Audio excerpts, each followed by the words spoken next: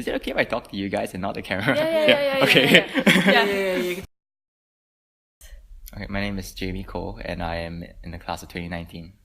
If I were a fruit, oh man. Wow, I've literally never been asked that question before.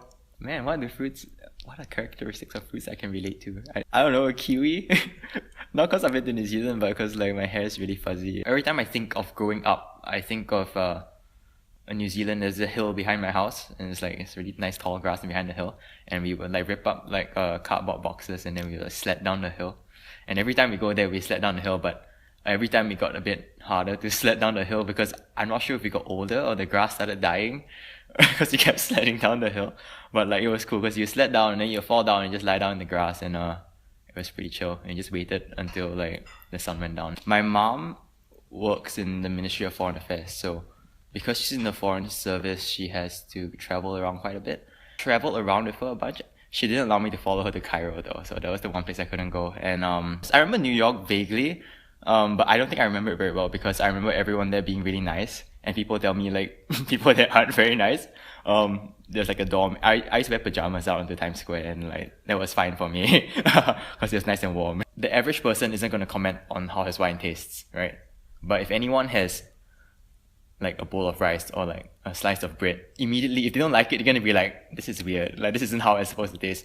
And so I really like the idea of like making a staple because it wasn't something that people would feel like they couldn't comment upon. I just searched up a bunch of like tutorials online. I kept watching videos of people baking, and I made a ridiculous amount of those. Like my family does not eat my bread anymore. Yeah. And these are fake. These are crowns. There's this big hill in my estate. Yeah, I don't know. Like I guess back then when I was young, I had this thing for going down slopes really quickly. So then I was like, oh, I guess today is the day that I'm gonna try to like get to the bottom of this hill really quickly, right? And I quickly lost control towards the the bottom, and then a car kind of like came out, and so I just like skidded, and then I hit the pavement quite hard. And I look at the ground, and there's like blood all over the ground. There's blood on my knees, and there's still the scars are all still there. I knew I kind of like I knew I like, done goofed, but like I didn't think it was that bad. I got back, and then for some reason I just felt the urge to like just kind of touch my two front teeth, and then it hurt so much. It's like I don't know. It's really it's very warm. Like it's a weird feeling, and that was and it was my staycation, and honestly, I can't remember what happened after that, but I'm pretty sure my parents still made me go for the staycation, and I just went, and it's just like, I didn't really enjoy myself, but we did it. I wanted to be a cartoonist. I wanted to be Jim Davis. All the way until, I think I was 15, secondary 3. I thought I was gonna be an artist. I was like, full on, like cartoonist, artist. Cartoons are something that no one feels ashamed of commenting about. Like, if someone thinks a cartoon looks bad, you're gonna say it looks bad.